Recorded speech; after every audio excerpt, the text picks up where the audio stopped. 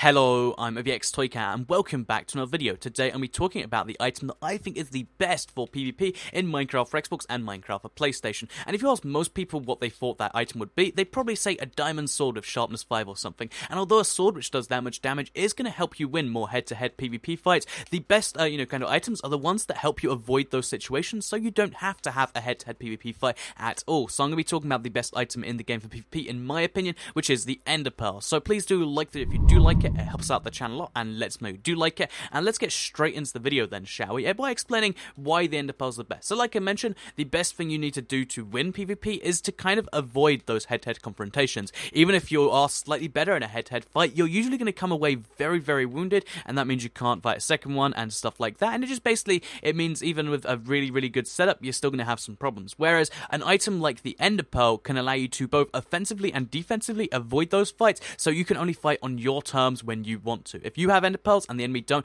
you're in a really good situation. That's why I love collecting enderpearls, and that's why on any map I create, I make sure that, put in a difficult place, because really once you get an enderpearl, you control a lot of how the game goes down. And to kind of explain that, I have my friend Steve here. He's Steve from the next update. He came back from when Acacia wood was in the game, and as you can see, he's fused himself with Acacia because that's how much he loves the wood, and basically he's going to be my model to quickly show off some of the points that I wanted to make in today's video. So yeah, these are going to be 5 cool ways you can use enderpearls to really give yourself an advantage in the game, and the first way is going to be offensively. So like I mentioned, if you've got a really good sword, that's not going to help you unless you're able to hit people, and if people come and hit you first, then you still might not win that. Enderpearls pretty much always guarantee you first hit in a fight, or at least allow you to not be first hit, because if Steve's over there and is like he's running away, for instance, you can actually get behind them before they even know what's happened. You've spun around and you're attacking them from behind. 4 or 5 hits and they're dead, and it's that simple. You press the self-destruct button on heads, and it's just that simple to kill someone from behind. You get behind them, you spin mid-flight, so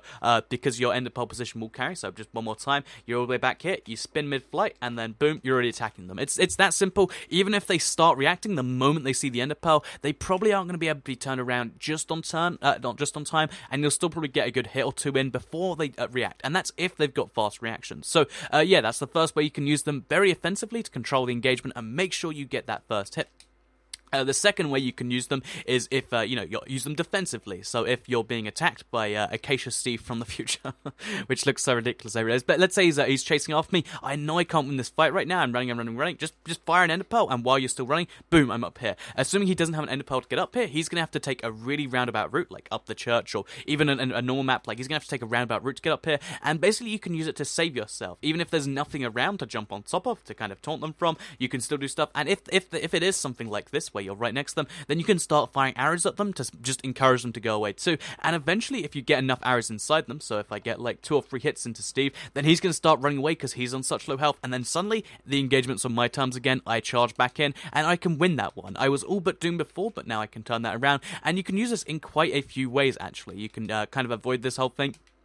So, let's say, being chased again, then you can kind of just be like, oh, I'm just going to try and get up there, and if you're good enough, you can be up here, and then, boom, once you're up there, splash potions suddenly have a use. The harming potion and the poison potion are extra deadly, but they have super low range, but if you fire them off something, as you can see, we can hit Steve, and now he's just taken 4 hearts of damage. Crazy stuff, and that's why you can use them both defensively and offensively. Moving on from that, they're also the fastest travel method. So, for PvP games where you need to get around faster, again, just to escape people, if you fire the perfect way to fire an enderpearl to get the maximum speed is 15 degrees above normal thing. So if you know your degrees, it's going to be somewhere around there, just basically almost horizontal, which would be directly there, but a little bit above it. So if you fire like this and you keep on firing every time you hit the ground, this is the fastest way to travel in the game, even faster than having a horse with speed potions. And of course you're limited by the amount of help you take, but just look how fast I did all of that distance there. So let's just get ourselves back, shall we? It's a very dangerous way of doing things, but the fact that you can travel the fastest using enderpearls is still a really cool part of them, and it's one of the reasons why they're so excellent. If you need to get away from something really fast, if you need to get to something really fast because you've died, enderpearls are an excellent way to do that. So yeah, they get you places fast, and they can also be used for parkoury things, including, to get to a, like I mentioned, to get to a high place, but also to get to a high place for the purpose of a really nice, kind of thing. So in a map where usually most people are on the ground, or sometimes they go on top of buildings, you can get to buildings that almost anyone can't get to using enderpearls, and kind of just get the element of surprise there. So let me just get on top of this one, for instance.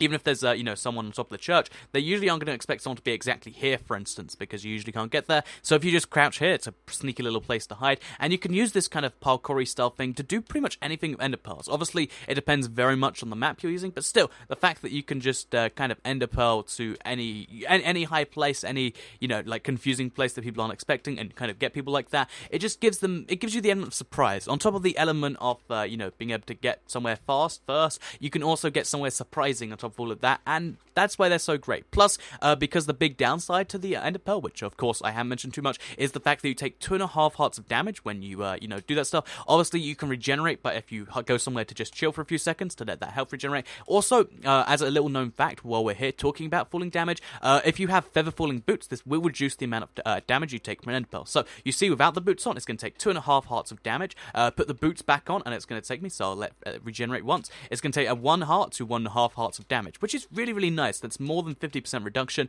which, again, it means you can fire like 10 ender pearls before you have to stop instead of 1. Also, on the subject of stopping damage from ender pearls, if you fire too rapidly, so if I fire 1 and then 1, even though I went to 2 separate places, I'm only going to take 1 set of ender pearl damage. So if you time that right, you have a second of immunity from ender pearl damage after you fire 1. You can kind of do some clever things with that. So speaking of clever things you can do with ender pearls, you can use them to kind of glitch through walls and stuff, and this is kind of the glitches / magic part of thing, because basically if you have a ladder leading up to a thing like this, you might think, oh, I can't climb through that. Okay, that's done. But using an ender pearl, if you get yourself to just the right place, as you can see, you can kind of glitch above it and then jump on the ladder, and boom, you're on top of the building. And again, just allows you to get to places that don't seem like they're possible, and kind of do cool things like that. You can also, if you want to, so let's just say, you've got someone intimidating you want to scout the area for. If you fire an ender pearl in the air, you can, kind of go after someone, attack them if you're like, oh no, this is going bad, or you scout the situation, boom, you're back, and you can run away.